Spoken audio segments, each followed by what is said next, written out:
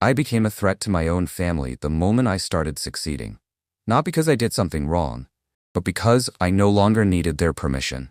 My mother said she was proud of me. Too fast. My father looked at me like I had broken a rule I was never told about.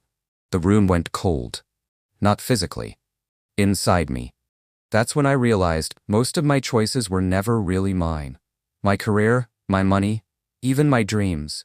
And one thought wouldn't let go. If they only loved me when I was convenient, what had they already done to keep me that way? I always thought my family was solid. Not perfect, but stable. There were no loud fights. No chaos. Just rules. Unspoken ones. Clear, but never explained. Do well, and you're supported. Do what's right, and you're praised. Do things on your own, and you're gently corrected. When I was younger, it felt like care. My parents helped me choose my school, my friends, my part-time jobs. They always knew better. At least, that's what they said, and I believed them. I got used to checking with them before making any decision. It became normal. The problems didn't start when I failed. They started when I succeeded without them. I got an opportunity I had wanted for years, on my own. No advice, no approval. I came home expecting excitement. Instead, the air felt tight. My mother asked a strange question. My father said nothing. And that's when I realized I had crossed a line I was never warned about. After that night, something in the house shifted. Not loudly, not all at once. Quietly, almost politely. But I felt it. The next day, my mother casually mentioned how unstable my field really was. Her tone was calm, caring. The same as always. But every sentence carried doubt. My father added that offers like mine often turn into traps. He said it without looking at me. I tried to explain. The numbers, the contract, the long-term potential. They listened, but didn't absorb any of it. My mother nodded too much. My father kept steering the conversation back to risks. A strange feeling started to grow inside me. Not anger, not fear, confusion. Why did my success sound like something that needed to be corrected? Why did I suddenly have to defend it? Later, I heard them talking in the kitchen. Low voices. My name came up once. Then a sentence that made my chest tighten. He's starting to think he can do this on his own. That's when it clicked. This wasn't concern. It was control. And I had just disturbed it. From that point on, conversations at home started to feel like quiet interrogations. Not obvious. Careful. Too controlled to seem accidental. Every step I took came with questions. Not, are you happy, but are you sure this is smart? My mother began telling stories about people who rushed into success and lost everything. The stories appeared out of nowhere. At dinner, in the car, between casual sentences. My father added details about debt, stress, and ruined lives. I caught myself starting to doubt. Not them, me. Maybe I was rushing. Maybe I was missing something obvious. That was the unsettling part. Nothing they said sounded like a command. It sounded reasonable. One day I realized I had stopped sharing good news, without thinking about it, to avoid another warning, to avoid feeling guilty for doing well. That's when something clicked. My happiness had become a problem, and my self-doubt had become their tool. The shift became impossible to ignore a few weeks later. I found out my parents had contacted the person who made me that offer. I didn't hear it directly. My mother let something slip, then tried to correct herself. Too late. I asked her what she meant. She smiled and said she was just clarifying a few details. My father backed her up, said it was normal to double-check things when it comes to your child's future. It all sounded reasonable, almost convincing, but something didn't add up. I never asked them to step in. I hadn't even shared the contact information. That meant they looked for it, on their own. That night I checked my email. There was a message, polite, short. It said the opportunity was being put on hold due to internal concerns. No explanation. I stared at the screen trying to connect the dots. A coincidence? Maybe, but the timing felt too precise, too clean. When I walked into the kitchen, my parents were calm, almost, relaxed. And for the first time, I wondered if they had been making decisions for me all along. I didn't confront them right away, not because I didn't want to, but because part of me still hoped I was wrong. That it was a misunderstanding, that my parents weren't capable of something like this. That thought was still protecting them, and quietly destroying me. After that email, everything felt different. My father started suggesting I slow things down. My mother offered backup plans. Safer ones, more reasonable ones, plans that always seemed to match their idea of the right life. I noticed the looks they exchanged when I talked about my future. Quick, subtle, like they were keeping score. One evening, I asked directly if they had contacted that person again. My mother said no. Too fast. My father stepped in and said I was becoming suspicious. Ungrateful. That word hit the hardest. Ungrateful, as if wanting control over my own life was an insult. That night, I barely slept. One thought kept looping in my head. If they interfered once so easily, how many times had they done it before without me ever knowing? The next few days felt unreal. Like I was walking through my own past but seeing it clearly for the first time. Moments I had never questioned started resurfacing. The internship I almost got, then suddenly lost. The project that promised growth, then went silent overnight. Back then, my parents comforted me, said it happens, said the world is unfair, said they were protecting me. Now those moments lined up too perfectly. I started digging through old emails, messages, calendars. Rejection dates matched conversations at home. Nights when my father asked too many questions. Mornings when my mother mentioned a bad feeling. The worst part wasn't the suspicion. It was realizing I never checked. I trusted them completely. I let them stand between me and the world. And if they could interfere this easily now, then before, I just wasn't looking. That thought didn't bring clarity. It brought fear. I decided to check one detail. Carefully, no accusations, no emotions. I reached out to someone I was supposed to work with, years ago. The same project that was suddenly put on hold. I stared at the screen for a long time before sending the message. It felt like digging into something I wasn't ready to face. But I asked what really happened back then. The reply came that evening. Calm, polite, completely destructive. He said my father called him. Introduced himself as a caring parent. Said I was impulsive, bad with stress, prone to overestimating myself. That taking on serious responsibility would harm me. He asked them to slow the process down, to give me time to mature. I read it again and again. The words were gentle, almost protective. That's what made them terrifying. In that moment, I understood something crucial. This wasn't a one-time thing. It happened quietly, repeatedly, systematically, disguised as care. I wasn't failing. I was being held in place, and what I thought was self-doubt was fear planted inside me. After that, I started noticing more details. Things that once felt insignificant. My father always insisted I list his number as my emergency contact. My mother regularly asked who I was talking to at work. Framed as concern, disguised as interest. I never saw it as a threat. Now I saw a pattern. I remembered how they pushed me to live nearby. How they discouraged moving away. Said other cities were dangerous. Said people out there use each other. Said family is the only safe place. Back then, it sounded like love. Now it sounded like a warning. I understood why my independence scared them. Money, connections, freedom. All of it weakened their control. Made me harder to manage. The worst part was this. They never gave direct orders.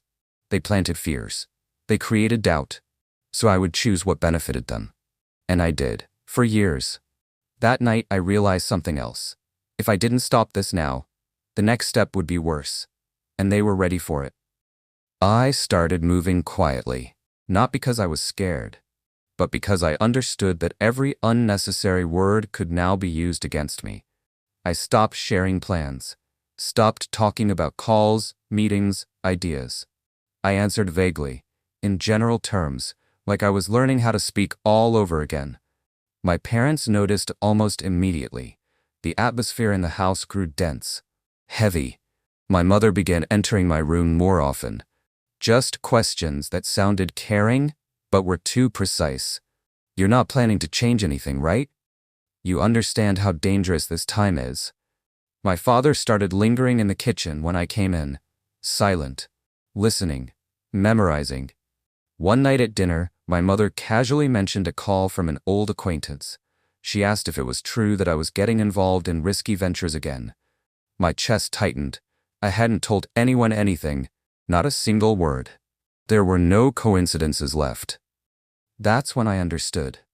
They were testing boundaries, measuring how much control they still had, and what would happen if I stopped being convenient for good. For the first time in a long while, I didn't feel guilt. I felt anger, calm, cold, and it told me the next conversation would be different.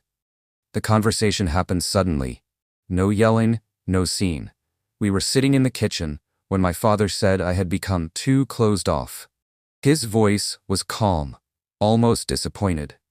My mother immediately agreed, said she felt me pulling away, said she couldn't sleep because she worried about me. It all sounded gentle, crushing. For the first time, I didn't defend myself. I asked directly why my father had been calling people I worked with. The room went silent. My mother turned pale. My father didn't answer right away. He looked at me like I had broken a fundamental rule. Then he said he did it for my own good, that I was ungrateful, that without them, I would be nothing. The words came fast. They talked about sacrifices. About sleepless nights, about everything they had invested in me. Every argument was a way to reclaim control. When I said I wouldn't allow interference anymore, my father stood up. His voice turned cold. He said if I chose this path, I would be alone. That's when I understood. This wasn't a discussion. It was an ultimatum, and they had no intention of backing down. After the ultimatum, nothing exploded. That was the worst part. The house went quiet, not awkward, sterile. My parents were polite, distant. Like they were waiting for me to fall back into place on my own. As if the decision was already made. Then small things started disappearing. Important documents from my room. One morning, my laptop password didn't work. My mother said it must have been an update. My father suggested I was becoming paranoid. Their voices were calm, but the pressure was familiar. Doubt yourself. Don't trust what you feel. I noticed my email was open on another device. Someone was reading my messages. Someone knew more than they should. When I carefully asked about it, my mother looked hurt. Said my suspicion was cruel. My father reminded me of everything they had sacrificed. The conversation shifted back to obligation. That's when it clicked. They hadn't backed down. They had adapted. This wasn't open control anymore, it was suffocation. Slow, precise. Designed to make me break quietly and call it my own choice. For the first time, I understood something clearly. If I didn't get out of that house soon, it would get worse. Much worse.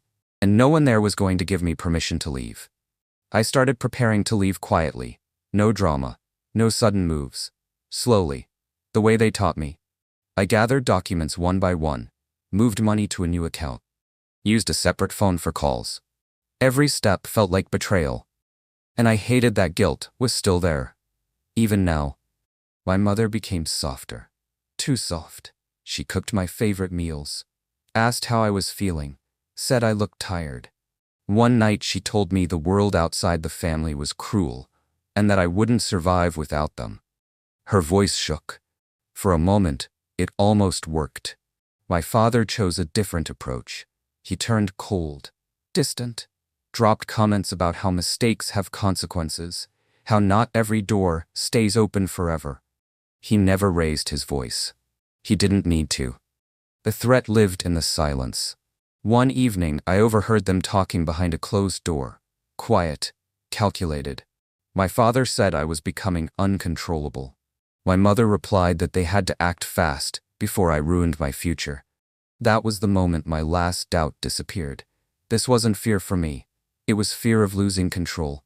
I understood one thing clearly. If I didn't leave now, they would decide for me permanently. I chose a moment when the house was empty. Not because I feared a scene, but because I knew they would turn it into a trap. Fewer words meant fewer weapons. I packed fast. Only what mattered. Documents, devices, no personal keepsakes. I didn't want to take the past with me. As I zipped the bag, the front door slammed. Too early.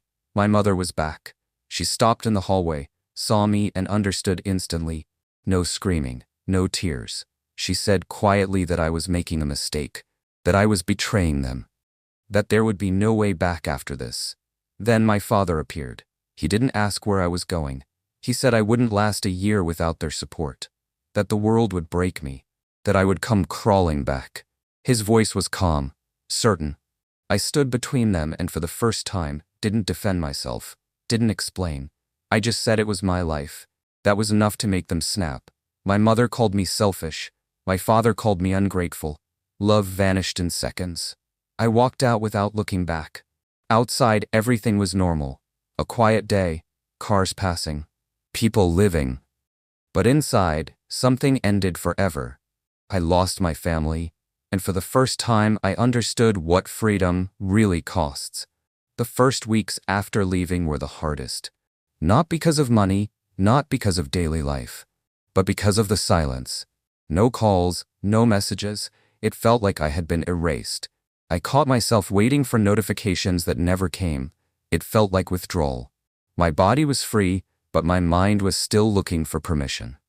Then a message finally arrived. Short, from my mother. No apology, no questions. She said my father wasn't well, that the family was falling apart, that I had always been difficult, and that despite everything, they were willing to forgive me if I came to my senses. Not if I wanted to return, if I came to my senses. That's when I knew nothing had changed. Even now, it wasn't a conversation. It was a hook. One last attempt to pull me back into being convenient. I didn't reply, not out of anger, but because I finally saw the truth clearly.